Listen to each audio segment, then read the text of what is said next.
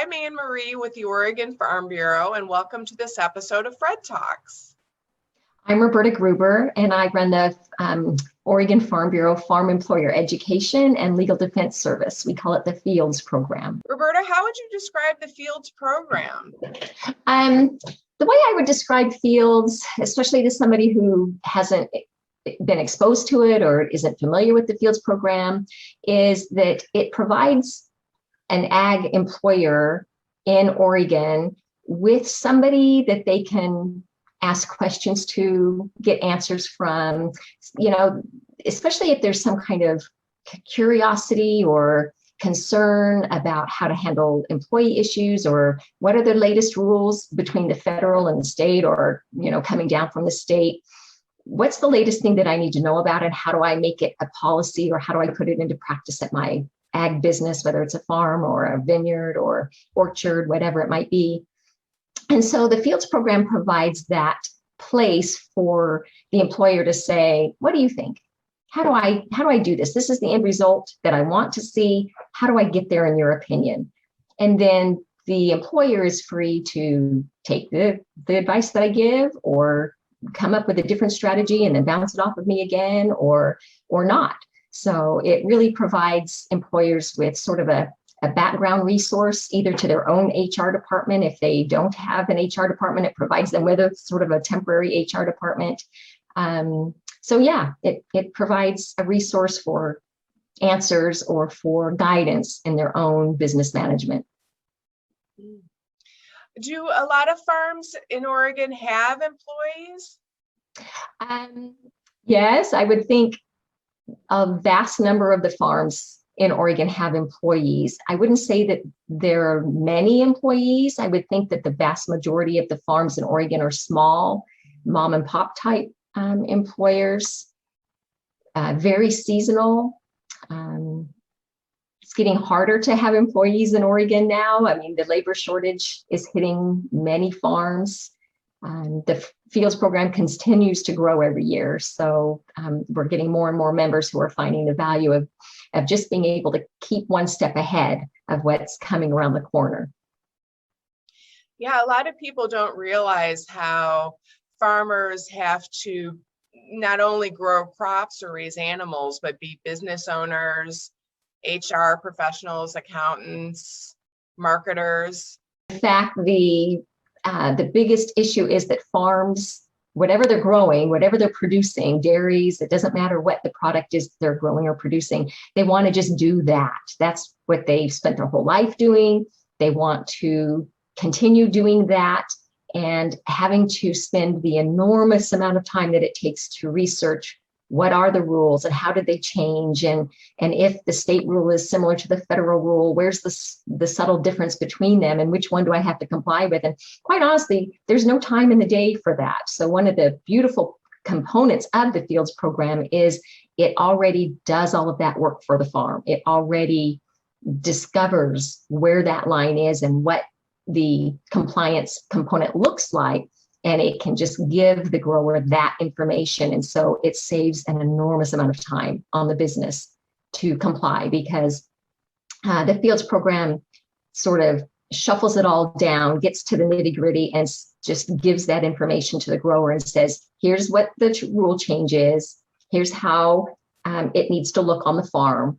If you want help translating that into like your own policies or your own procedures, let us know. We can help you with that. But here's the gist. And then you can go and figure it out yourself if you want to, or we can help you translate it as into policies or practices on the farm.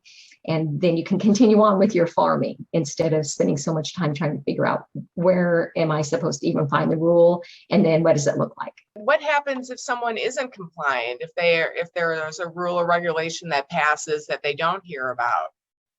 Usually the government takes the position that ignorance is no excuse. So if the grower or the employer isn't familiar with the rule and isn't complying with the rule, the business could be discovered to be out of compliance in one of two ways. It could either be an employee complaint straight to either agencies, federal or state, or it could be a surprise audit. And the U.S. Department of Labor conducts surprise audits. The Bureau of Labor and Industry in Oregon conducts surprise audits, as does Oregon OSHA.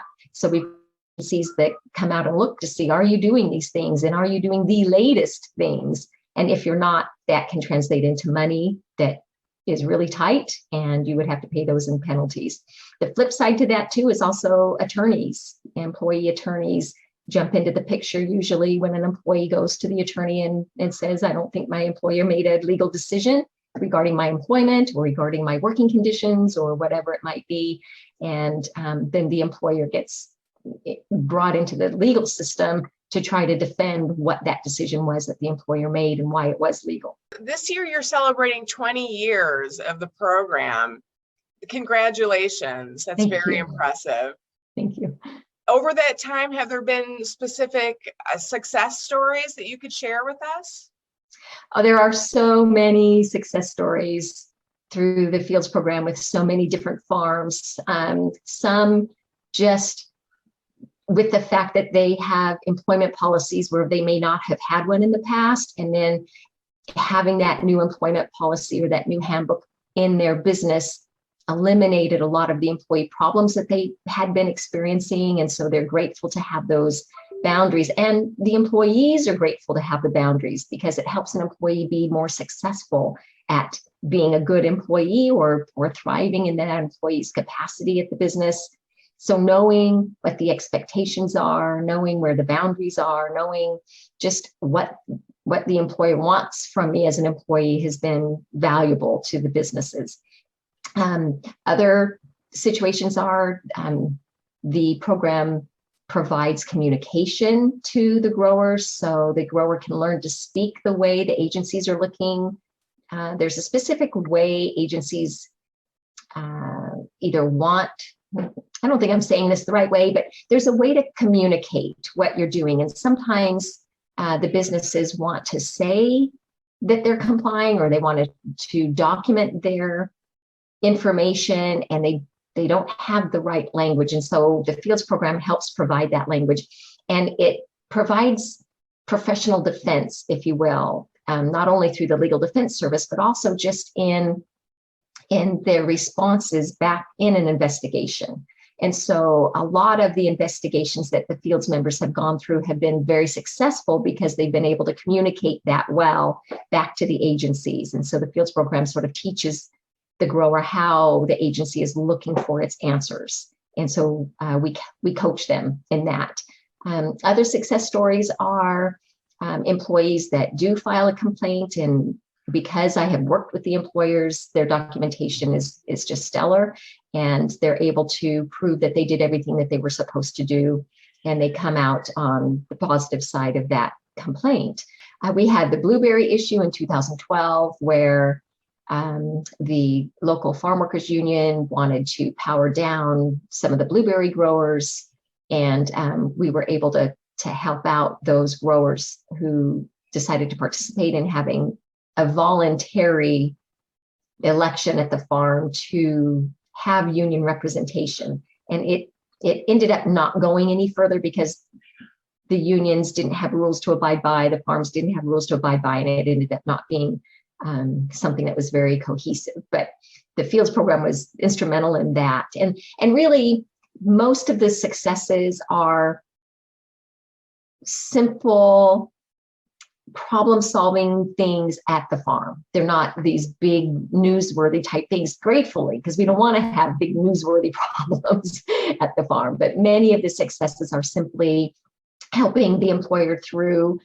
a difficult employee situation, or an extended employee leave situation, or some kind of like, what is the way that I comply with this rule, or what is the way that I can manage this inspection? So those are the vast majority of the positive success stories that the FEELDS program can shout about, I guess. Over the 20 years of the FEELDS program, how has it changed over 2 decades? Oh gosh, talk about growing up. The FEELDS program has changed I think that the first 20 years prepared the field for 2020, quite honestly, because over the previous 2 decades, there's always a pattern. Employment processes and rules follow a specific pattern. And it's once you know the pattern and once you know the general way things start and how they go through the process, whether it's the legislative process or whether it's an inspection process or whether it's an employee management process, everything has a pattern. 2020 blew that out of the water. Nothing was following any patterns at that point. Nothing was following the same guidelines. Back in the day, in the early 2000s and through the 2010s, rules changed, but they changed maybe once a year, or maybe we would get a big change, but it would happen, over a long span, maybe 2 or 3 years. In 2020, we were having things change probably every 6 weeks. It's an insane speed, but because those first 20 years gave the program information and education and experience, the Fields program was able to, not without difficulty, but was able to keep up pretty well with the speed of changes from several agencies all at the same time. And it was very tumultuous and it was very stressful, not for just the Fields members themselves, the farms themselves, but for all of the agencies working in those agencies and the way the communication was coming out of those agencies.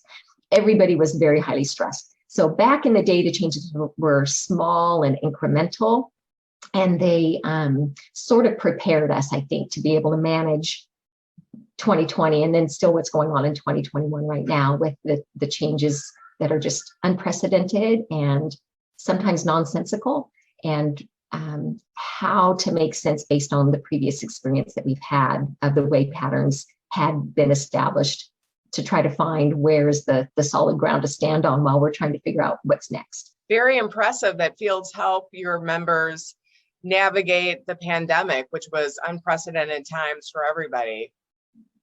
Yes, absolutely unprecedented and insane. I think it was the Fields crucible, to be honest. It was a very, very difficult thing when nobody knew what was happening. Nobody knew how to comply. Agencies wanted something. Obviously, everybody wants the safety of employees and everybody wants employees protected and healthy. How to do that was the problem when we're dealing with an industry that is predominantly outside and in the weather, and not enough information about how the virus was spread in the beginning. And so there was just a lot of confusion and not a lot of resources available because everybody in the nation was buying up masks and sanitizer and everything. It was just, putting up protective barriers in places that barriers had never been before. And then the next year taking it all back down again, and the cost that it's incurred. I mean, yeah, it was quite something. And what are some goals for the next 5 or 10 years for Fields? Oh gosh, I don't know how to answer that. I hope the goal would be, one specific goal would be that employers have their processes in place as far as what they expect from employees, have it in writing, have all Fields members have employee handbooks and have procedures in place to be able to manage the health and safety aspects in their businesses. Going through this pandemic was a really good way to shine a light on those areas in each business that might not have been quite up to speed. Maybe there wasn't an emergency action plan and now there is, or maybe there wasn't enough documentation of the sanitation and now there is. I think the goal in the future is to bring it all together and help the farms still continue on in those things, but in a much more calm and smooth fashion. So how many Fields members do you have now? Oh my gosh, I think we are close to 207. I've got a couple more on my desk here to put in, but I'd say probably about 207 businesses that we work with. And how does one become a Fields member? Well, if an employer is interested, there's one of 2 ways. The employer can call me directly on my cell phone, which is on the Fields page at the Oregon Farm Bureau website, or they can go to the Fields page on the Oregon Farm Bureau website, and down at the very bottom of that page are the applications and membership agreement. Just complete those, decide what form of payment you would want to make. It's roughly about $67 a month to be a Fields member. First, you have to be an Oregon Farm Bureau voting or supporting member, because Farm Bureau offers this program to its membership. So Fields is not an open Oregon kind of program, but we are specifically dedicated to servicing the members of Oregon Farm Bureau who choose to opt into this program. And so once that application and the payment is received, then we take it from there and work with that relationship with the grower. And what would you say to a farmer who's maybe on the fence about joining? Why should they join Fields? If a grower's on the fence about joining, I usually say give it 1 year. Just try it out. There's no guilt trip if you decide to quit. There's no hounding you. There's no coming back trying to get you back in. None of that. Just try it for a year. Get what you want out of it. And if you're unsatisfied, or if it didn't come up to the standard that you expected, you're free to go. It's no problem. But it's hard to make a decision about the Fields program without having any experience of it on the front end. I think an experience has shown that once people get in and they see, oh my gosh, I get these email alerts all the time, I get this information, there's somebody that I can call instantly on the phone. What would you do if you were in my shoes? How would you handle the situation? And then get that information and go with it. I think that they find there's value in not even having to sit down and kind of look on the website of some agency to try to find out what it is I'm supposed to do. So there's value there. So give it a year, just try it out and see what you think. And if you don't like it, you can totally move on to the next thing that you want to do. And what are some things that you love about working in Fields? Oh, my most favorite thing about working in Fields is the growers. I absolutely love working with the growers. Many of them are like my family. I am a nature person. I totally grew up, my grandparents had a dairy farm in Idaho, and I just find that that's where my deep love is out on the farms.